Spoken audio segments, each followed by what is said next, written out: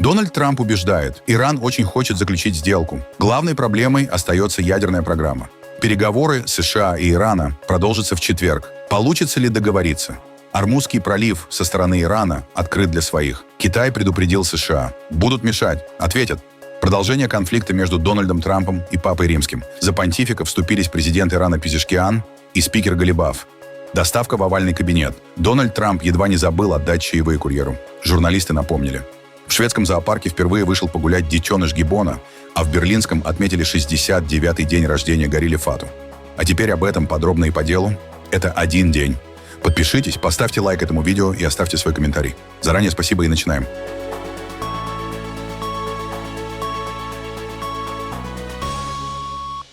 Дональд Трамп в очередной раз заявил, что Иран хочет заключить сделку, и что он не согласится ни на какое соглашение, которое позволит Тегерану обладать ядерным оружием. Ну, он, Джей Ди Венс, проделал хорошую работу. И Стив Джаред. Все они проделали очень хорошую работу. И я могу сказать вам, что нам позвонила другая сторона. Они очень хотят заключить сделку. Очень сильно хотят. Иран, запишите это, не получит ядерного оружия. Мы согласились на многое, но они не согласились на это. И я думаю, что они согласятся. Я почти уверен в этом. На самом деле, я уверен. Если они не согласятся, сделки не будет. Ее никогда не будет. У Ирана не будет ядерного оружия, и мы вернем пыль обратно. Мы получим ее от них или заберем. Блокада уже началась? Да, она началась в 10 часов. Мы не можем позволить стране шантажировать или вымогать у всего мира, потому что именно это они делают. Они действительно шантажируют мир. Мы не позволим этому случиться. Нет, но у нас очень хорошие отношения с Китаем. Он, Си Цзиньпин, хотел бы, чтобы это закончилось. Он определенно хочет, чтобы это закончилось. Все хотят, и я тоже хочу, чтобы это закончилось. Журналист The Atlantic Араш Азизи со ссылкой на источник в Тегеране сообщает, что новый раунд прямых переговоров между представителями Ирана и США запланирован на этот четверг и пройдет в Исламабаде. По данным СМИ, стороны продолжают дипломатический процесс, несмотря на то, что предыдущие встречи не принесли конкретного результата. Переговоры, состоявшиеся от 11 до 12 апреля в столице Пакистана, длились более 20 часов, однако завершились без подписания соглашения. Тем не менее, сам факт прямого диалога между Вашингтоном и Тегераном эксперты называют важным сдвигом после длительного периода эскалации. Напомним, контакты проходят на фоне хрупкого перемирия, достигнутого ранее при посредничестве Пакистана. Оно рассчитано на ограниченный срок и сопровождается взаимными обвинениями сторон в нарушении договоренностей. Ключевыми вопросами остаются иранская ядерная программа и контроль над Ормузским проливом. Именно по этим пунктам сторонам пока не удается найти компромисс. При этом в Вашингтоне подчеркивают, что их требования остаются неизменными, а в Тегеране заявляют о готовности продолжать переговоры, но без уступок под давлением. Ожидается, что предстоящая встреча может стать решающей для судьбы временного перемирия и дальнейшего развития конфликта на Ближнем Востоке. Глава Хезболлы Наим Касем призвал правительство Ливана отменить встречу, запланированную на вторник, 14 апреля, между ливанским и израильским послами в Вашингтоне. Он назвал переговоры бессмысленными. Мы отвергаем переговоры с узурпирующим израильским образованием. Эти переговоры бессмысленны.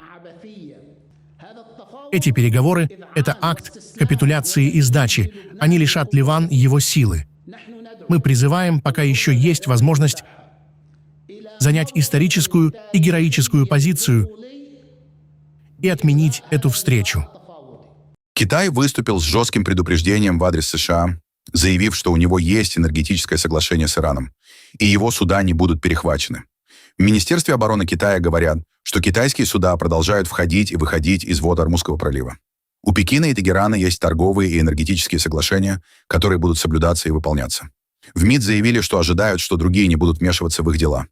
Иран контролирует Ормузский пролив и открыл его для Китая. Индия не платит за проход своих судов через Ормузский пролив. Посол Ирана в Нью-Дели Мохаммад Фатхали говорит, никаких сборов с индийских танкеров не взимали, и предлагает проверить это у самого индийского правительства. По его словам, между странами сохраняются хорошие отношения, несмотря на напряженную ситуацию в регионе. Что касается индийских судов, вы знаете, что у нас хорошие отношения с правительством Индии, и мы хотим обеспечить хорошие условия для индийских судов. У нас хорошие контакты с правительством Индии по этому вопросу. И мы считаем, и я как посол не раз говорил, что у Ирана и Индии есть общие интересы. Да, Я считаю, что у Ирана и Индии есть общая судьба в регионе. Мы считаем, что если они, США, откажутся от незаконных требований и признают наши законные права и интересы, переговоры будут успешными, а прекращение огня будет зависеть от подхода к этим переговорам. Вы можете спросить у правительства Индии, взимали ли мы что-либо до настоящего времени. Я сказал вам, что наши высокопоставленные официальные лица считают, что у Ирана и Индии есть общие интересы, и, если Бог даст, у нас будут хорошие отношения в будущем, как и сейчас в эти трудные времена. Я также сказал вам, что премьер-министр Индии, его превосходительство Нарендра Моди, дважды разговаривал с господином Пезешкианом. Мы считаем, что у Ирана и Индии общие интересы и общая судьба. Соединенные Штаты, к сожалению, неверно оценивают потенциал и возможности Ирана. Они уже проверяли нас. И я думаю, что и в этом случае, в ближайшем будущем, они увидят реакцию Ирана, потому что вы знаете, что сейчас ситуация чувствительная, и наши высокопоставленные представители заявили, что мы готовы к любым вариантам. Ранее США пригрозили блокировать суда, которые платят Ирану за проход через пролив. Индия тоже отрицает любые платежи. При этом часть ее судов все еще остается в Персидском заливе. Премьер-министр Кир Стармер заявил, что Великобритания и Франция проведут переговоры с участием десятков стран для восстановления судоходства в Ормузском проливе. Инициатива, поддержанная Эммануэлем Макроном, направлена на координацию международных усилий по обеспечению безопасности в регионе.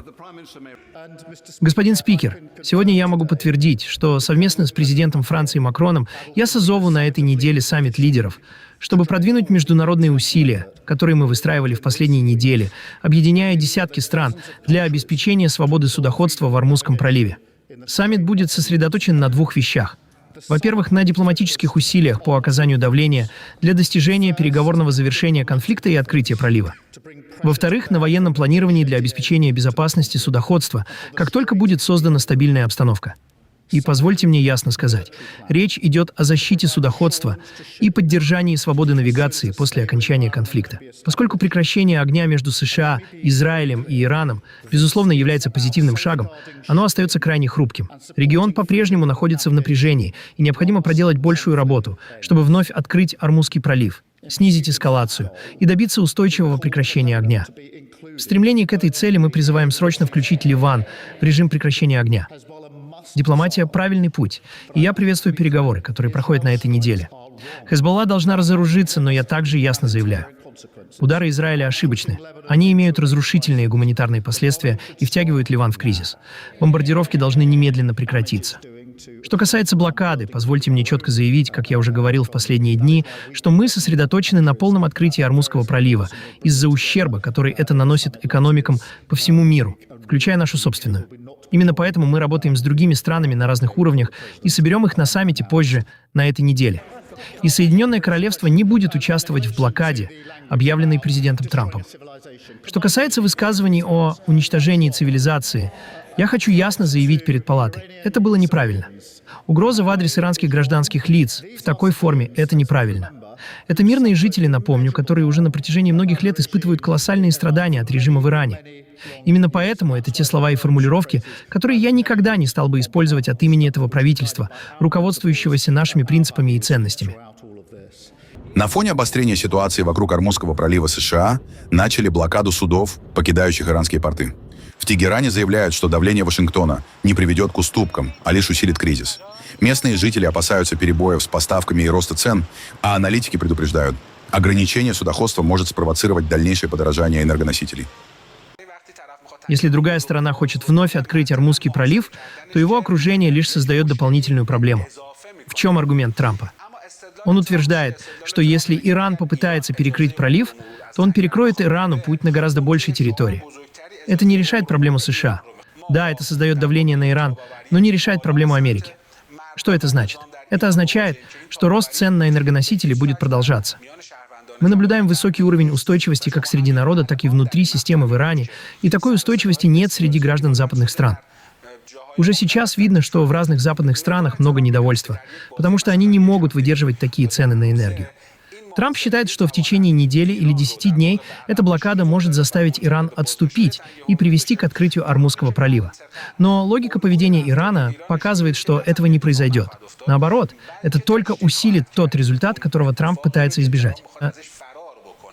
В Великобритании совершил посадку поврежденный американский самолет-заправщик KC-135. Кадры приземления были сняты на авиабазе Милден-Холл в графстве Саффолк 12 апреля. На видео видно, что на корпусе воздушного судна имеются следы повреждений, предположительно вызванные осколками. Эксперты отмечают, что подобные повреждения характерны для техники, находившейся в зоне боевых действий или подвергшейся атаке на земле. По словам аналитиков, самолеты-заправщики обычно располагаются на значительном удалении от линии фронта, что делает маловероятным их поражение средствами ПВО в воздухе. Более вероятной причиной называют повреждения, полученные в результате ракетного удара по авиабазе. Сообщается, что ранее подобные самолеты размещались на базе «Принц Султан» в Саудовской Аравии, которая подвергалась атакам. В результате одного из ударов могли быть уничтожены или повреждены несколько единиц техники. Согласно данным отслеживания полетов, самолет активировал транспондер 10 апреля над территорией Саудовской Аравии, после чего совершил посадку в Греции, а затем направился в Великобританию. Предполагается, что авиабаза Милден-Холл была выбрана для проведения более серьезного ремонта, поскольку она находится вне зоны досягаемости иранских ракет. Эксперты также подтверждают, что временные заплатки на фюзеляже соответствуют стандартным полевым ремонтам после боевых повреждений. Обстоятельства инцидента и точное место получения повреждений официально не раскрываются. Германия согласилась предоставить Южной Африке новый льготный климатический кредит в размере 200 миллионов евро, а также углубить сотрудничество в других областях, включая критически важные полезные ископаемые, заявил министр иностранных дел ЮАР Рональд Ламола. Кредит будет направлен на поддержку инвестиций в энергосистему Южной Африки и развитие мощностей возобновляемой энергетики. Мы знаем, что в настоящее время нас исключили из G20 действующим президентом США, несмотря на то, что Южная Африка является полноправным членом G20. Но поддержка Германии позволила нам не чувствовать себя исключенными. Мы ощущаем, что остаемся частью группы благодаря поддержке Германии и других стран G20. Текущие вопросы должны обсуждаться и решаться совместно с председательствующей стороной. Мы стараемся содействовать этому, но по-прежнему рассматриваем Южную Африку как важного партнера по G20. Очевидно, что вопросы так называемого глобального юга должны быть в центре внимания федерального правительства. Мы также считаем себя продолжателями традиции предыдущих правительств Германии. Это должно иметь больший вес в международном сообществе. Папа Лев посетил Великую мечеть Алжира в рамках усилий по укреплению католико-мусульманского диалога в Алжире. Позже он направился в базилику Богоматери Африки, где выступил перед собравшимися. В мире, где разделение и войны сеют боль и смерть между народами, в сообществах и даже внутри семей, ваша объединенная и мирная жизнь является мощным знаком. Будучи едиными, вы распространяете братство, вдохновляя окружающих на стремление к общению и примирению. Послание тем более сильное и ясное, что оно подтверждается простотой и смирением. Значительная часть территории этой страны занята пустыней, и в пустыне невозможно выжить в одиночку. Суровость природы заставляет по-новому взглянуть на любые притязания на самодостаточность и напоминает каждому из нас, что мы нуждаемся друг в друге и нуждаемся в Боге. Признание этой хрупкости открывает наши сердца для взаимной поддержки и обращения к тому, кто может дать то, чего не гарантирует никакая человеческая сила. Глубокое примирение сердец и вместе с ним подлинный мир. Дональд Трамп подтвердил, что опубликовал спорное изображение, созданное с помощью искусственного интеллекта, где он изображен как фигура, похожая на Иисуса. Он пояснил, что на самом деле хотел показать себя врачом. Ну, это была не просто картинка. Это был я ее опубликовал, и я думал, что это изображение меня как врача. Это было связано с Красным Крестом, как будто я работник Красного Креста, который помогает людям, а мы его поддерживаем. И только фейковые новости могли придумать такое. Я просто услышал об этом и сказал, как они до такого додумались? Это должно было показать меня врачом, который делает людей лучше. А я и правда делаю людей лучше. Я делаю людей намного лучше. Также словесный конфликт продолжает разгораться между американским президентом и Папой Римским. Епископ Роберт Беррон поддерживает вас и вашу политику, хваля вас за защиту религиозной свободы. Теперь он говорит, что вы должны извиниться перед Папой Львом. Вы извинитесь? Нет, не буду, потому что Папа Лев говорил вещи, которые неверны. Он был резко против того, что я делаю в отношении Ирана. Нельзя допустить, чтобы у Ирана было ядерное оружие. Папа Лев не был бы доволен последствиями. Сотни миллионов людей могли бы погибнуть, и этого не произойдет. Поэтому я не могу извиняться. Я считаю, что он очень слаб в вопросах преступности и других вещах. Он сам выступил публично, я просто отвечаю папе Льву. И, знаете, его брат — большой сторонник МАГА, отличный человек, Луис Прево. И я сказал, что он мне нравится больше, чем папа. В нашей стране должен быть закон и порядок. И сейчас он у нас есть. У нас самые низкие показатели преступности за долгое время, несмотря на то, что в страну пустили многих преступников. Но мы многих из них выдворили. Мы отлично справились с преступностью. У нас самый низкий уровень убийств за 125 лет, с 1900 года.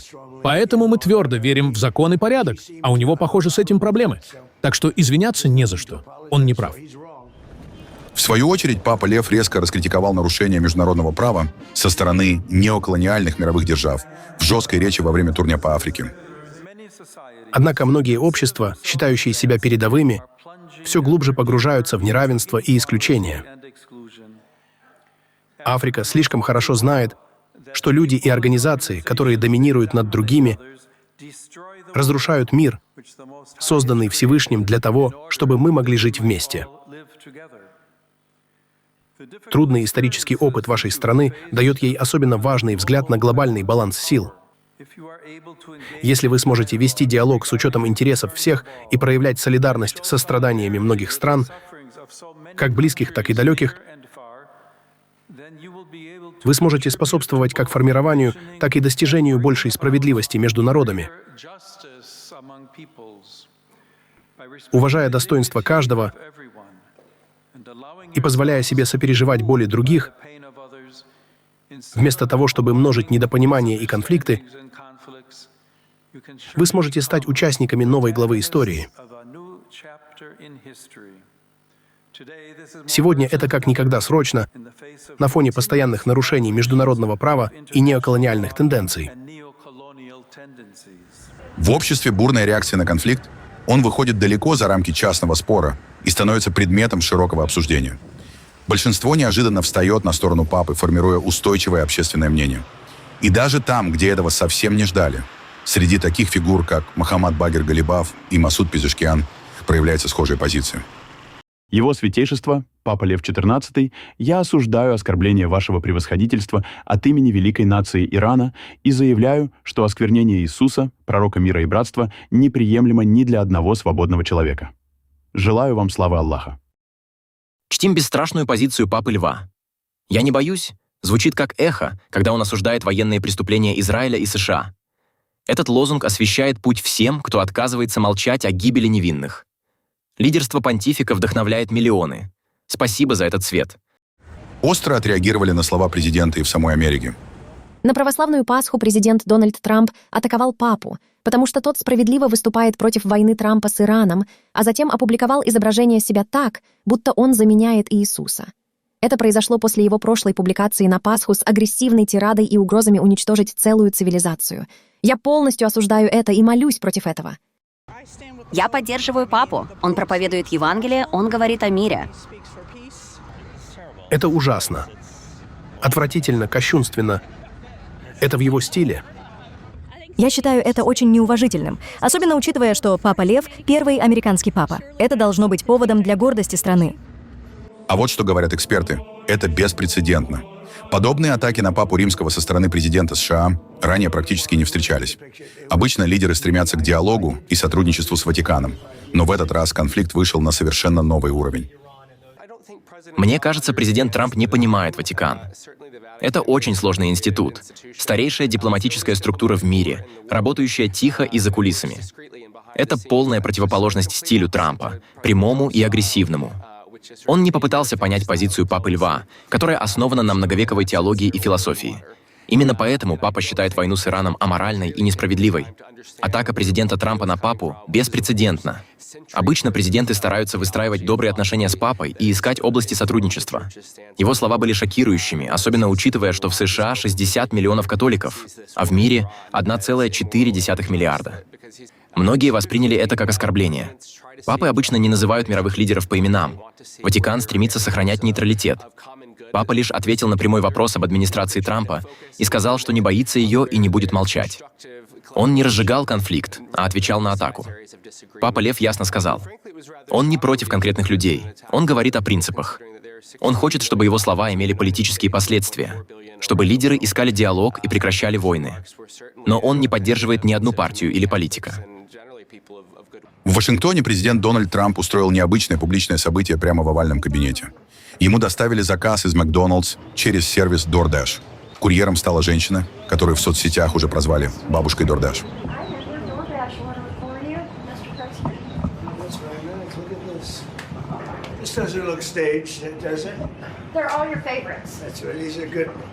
Президент Дональд Трамп только что получил заказ из Макдоналдс, доставленный курьером DoorDash прямо у входа в овальный кабинет. Благодаря тому, что Трамп подписал закон об отмене налога на чаевые, Шеррон использует заработанные за прошлый год $11 тысяч чаевых, чтобы поддерживать свою семью. Эмма Джи. Мешочек денег, машинка, гамбургер, картошка фри. Поводом стала инициатива администрации. Отмена налога на чаевые. Курьеру Трамп устроил допрос и провел экскурсию в овальный кабинет. Причина этого в том, что я слышал, что вы получили дополнительно $11 тысяч, которых не ожидали. Потому что налог был таким большим, и возврат оказался самым большим в вашей жизни. Это так?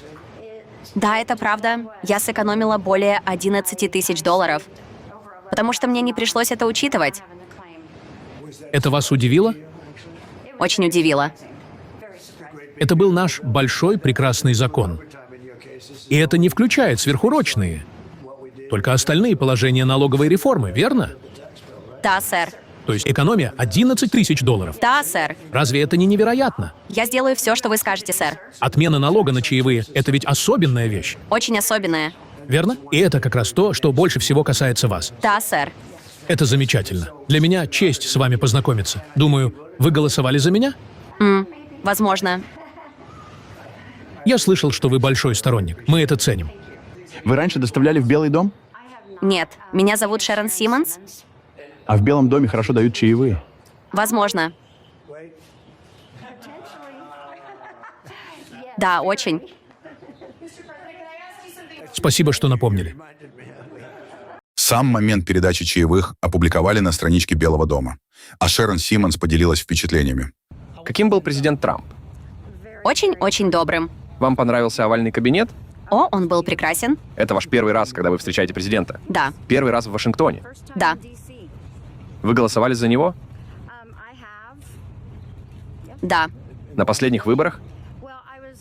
Ну, я как раз переехала и не успела сменить регистрацию избирателя, но, опять же, речь идет об отмене налога на чаевые, и именно поэтому я здесь.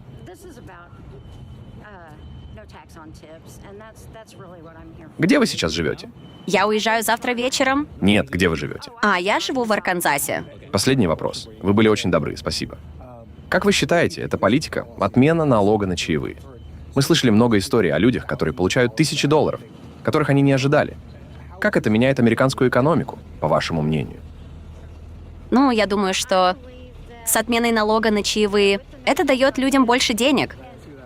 В шведском зоопарке города Эскильстуна пополнение.